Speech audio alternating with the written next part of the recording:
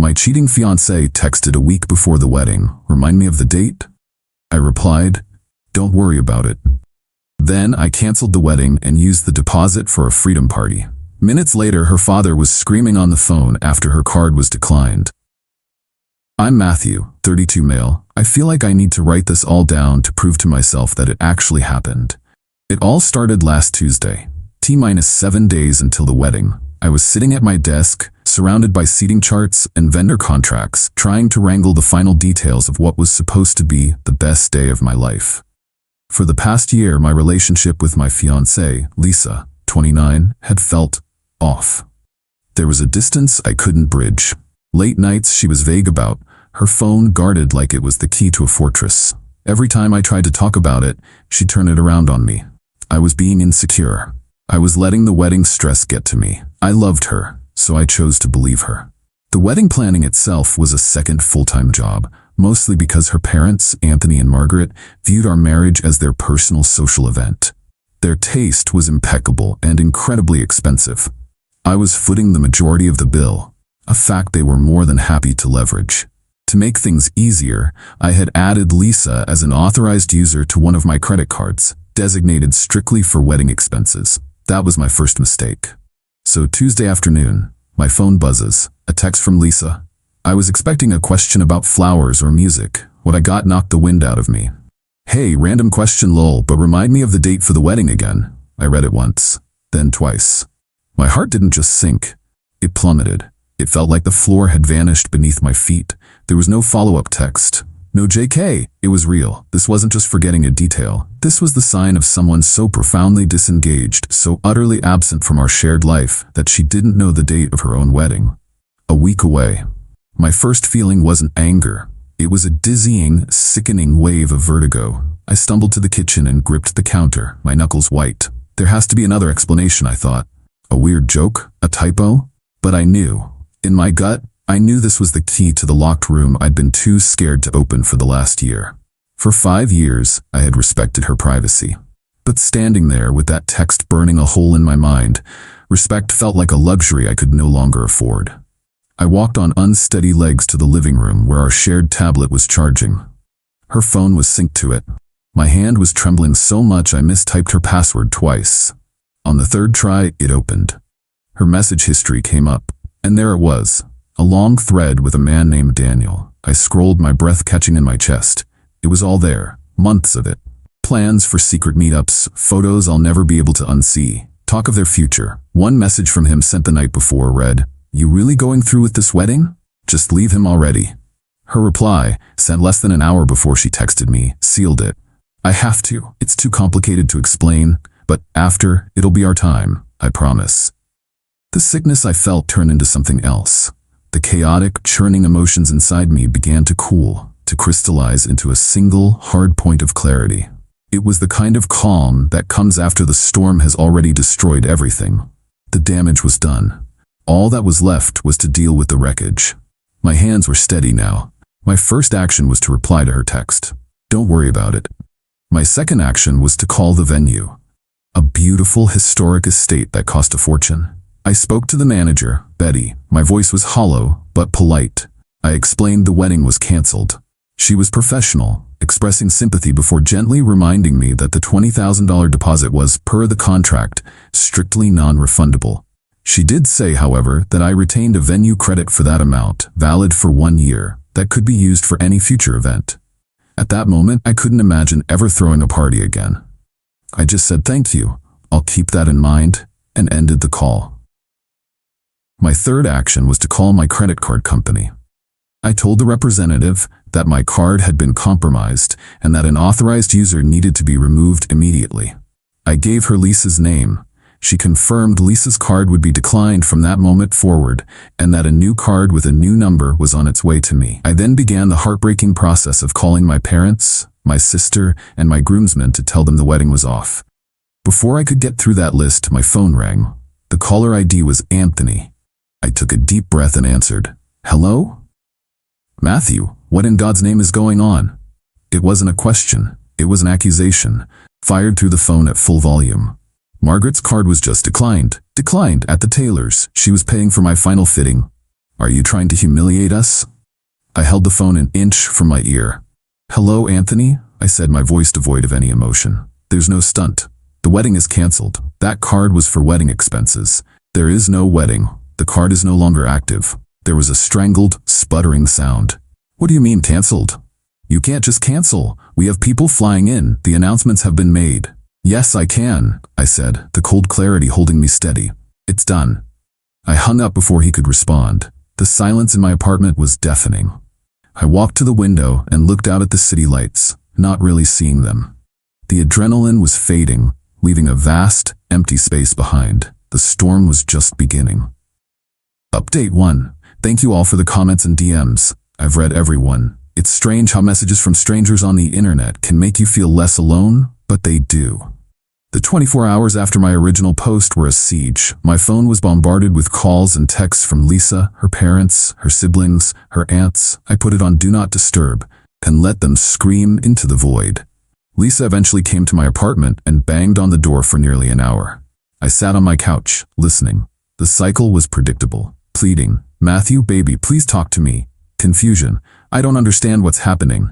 Anger, you can't just do this. Open the door. And finally, manipulative sobs, you're breaking my heart. How can you be so cruel? Later, a long email from Margaret arrived. It was a masterclass in narcissistic rage disguised as maternal concern. It detailed the immense humiliation I was causing their family, the significant emotional distress I was putting Lisa through, and the colossal financial inconvenience of it all. The final paragraph read, I don't know what's gotten into you, Matthew, but this selfish tantrum has gone on long enough. You are a grown man. You need to fix what you broke, and you need to do it now. Our family's reputation is on the line. My selfish tantrum. That's when I knew they were launching a PR campaign. This was confirmed when my sister Sandra called. Lisa's bridesmaids were messaging her and other mutual friends. The story was that I'd had a sudden dramatic breakdown. I got cold feet and was acting erratically, leaving poor Lisa heartbroken and abandoned at the altar. They were painting me as unstable to save face. That night, my groomsmen and Sandra came over. They brought pizza and whiskey.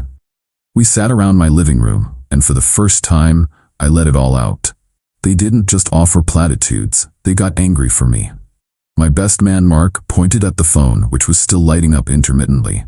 You can't just hide. These people are trying to rewrite history with you as the villain. You have to get ahead of it. Sandra added, and what about that venue credit? That's 20 grand of your money just sitting there. Don't let them have the satisfaction of you wasting it. We should throw a party, a freedom party, celebrate the day you saved yourself.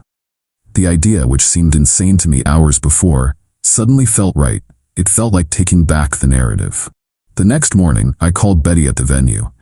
The original date was, as expected, impossible to book on short notice. But she had an opening 3 weeks from now. I booked it. Matthew Palooza was officially on the calendar.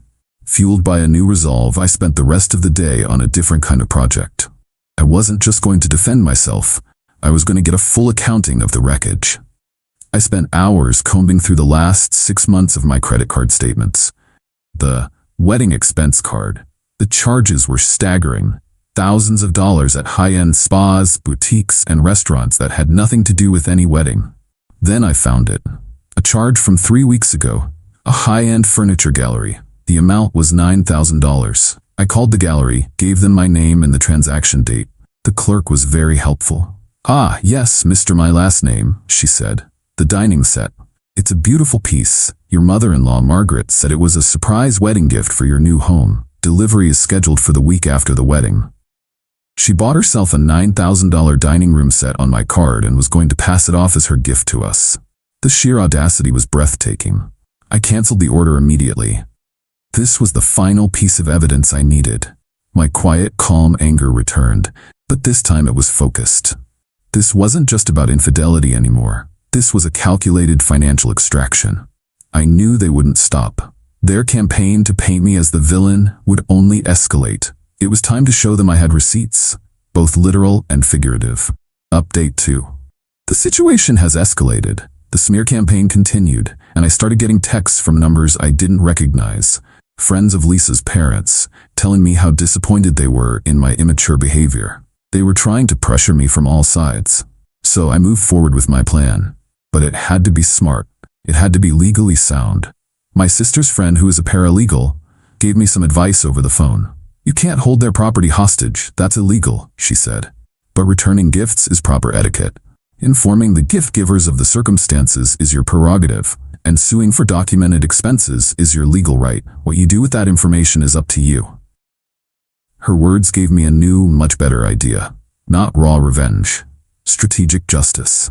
First, I created 2 meticulously detailed spreadsheets. The first spreadsheet was an inventory of every wedding gift that had arrived at my apartment from Lisa's side of the family and their friends. I listed the item, the sender, and the retail value. The total was well over $30,000. The second spreadsheet was my bill of damages.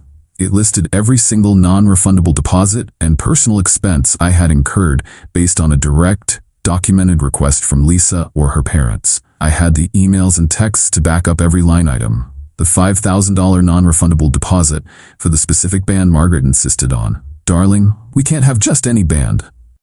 The $2,500 for the custom ice sculpture of their family's golden retriever. The $9,000 for the canceled dining set Margaret tried to buy herself. The $3,000 for specific floral arrangements her mother had to have. Non-refundable plane tickets I'd bought for 2 of her cousins who couldn't afford it, and on and on. The grand total of their specific, documented demands came to $24,750. Then, with Sandra's help, I drafted a letter. It was calm, professional, and absolutely devastating. It was addressed to Anthony and Margaret. The letter stated the following: that I was in possession of numerous wedding gifts from their friends and family, that proper etiquette demanded these gifts be returned to the original senders, that each gift would be returned with a personalized note from me. The note would thank them for their generosity and briefly, factually explain the reason for the wedding's cancellation and the gift's return, due to Lisa's infidelity and the subsequent discovery of significant non-wedding related expenses charged to my accounts. It then mentioned the second spreadsheet, a copy of which was included with the letter. It laid out the $24,750 in costs I had incurred directly due to their requests. Finally, the offer: they had 10 business days to wire me the full $24,750 as reimbursement. If they did, I would agree to return the gifts to them in a single, discreet drop-off for them to handle as they saw fit, with no accompanying notes. My silence, essentially. If the deadline passed, I would proceed with my original plan of returning every gift directly to their friends, complete with the explanatory notes. The threat wasn't illegal. It wasn't extortion. It was a choice. They could either quietly reimburse me for the money they'd effectively squeezed out of me, or I would systematically and politely dismantle their social reputation, piece by embarrassing piece. I was giving them the opportunity to choose the privacy they so clearly valued over the money they felt entitled to. I sent the letter via certified mail, with signature required. The ball was now in their court. I didn't know if they'd call my bluff, but for people obsessed with appearances, I knew explaining this to their entire social circle was a nightmare scenario. I was betting that their pride was, for once, worth less to them than their reputation. Final update. It's been a while. The dust has settled, and I finally have the headspace to write this all down. The letter was delivered on a Monday. The signature confirmation email felt like a starting pistol. For 2 days there was absolute silence. Then, the attack came, but through a different channel. Margaret called my mother. She didn't scream. She was crying. She spun a tale of a confused young man, me, throwing away his future, of a heartbroken daughter, and of a terrible misunderstanding. She begged my mom to talk some sense into me, to get me to stop this cruel crusade. My mom, who I had already told everything, was magnificent. She listened patiently and then said, "Margaret, it sounds like Matthew has everything documented. I suggest you deal with him and his sister directly. Do not call this number again." The next move was a text from Lisa to me. It was the first one since I'd ignored her at my door. It was a novel. It rambled from, "I know I messed up, but I love you," to, "My parents are going crazy, you're destroying our family," to, "Daniel meant nothing." The final line was a desperate plea. "Please, just send the gifts back to me. We can figure out the money later. Don't do this to them." This was the crack in the facade I was waiting for. She was scared. Not for me, not for us, but of the social blast radius. I didn't reply. On the ninth day, with one business day to spare, my phone buzzed with an email alert from my bank. You have received an incoming wire transfer. Amount, $24,750. I stared at the screen for a long time. It wasn't a feeling of victory, not yet. It was a heavy, profound sense of finality. They had paid for my silence. They chose reputation over pride. I transferred the money to a new savings account I labeled Escape Fund. As promised, I did not send the letters. Sandra coordinated with Margaret for the exchange. They were to bring a U-Haul to a storage facility near my apartment. Sandra and my best man, Mark, oversaw it. I wasn't there. I couldn't be. Sandra told me it was colder and more pathetic than she could have imagined. Anthony and Margaret didn't speak a word. They moved like robots, loading boxes, their faces tight with fury and humiliation. Lisa sat in the cab of the U-Haul, staring straight ahead. She looked small. The Freedom Party, 3 weeks later, was everything I needed it to be.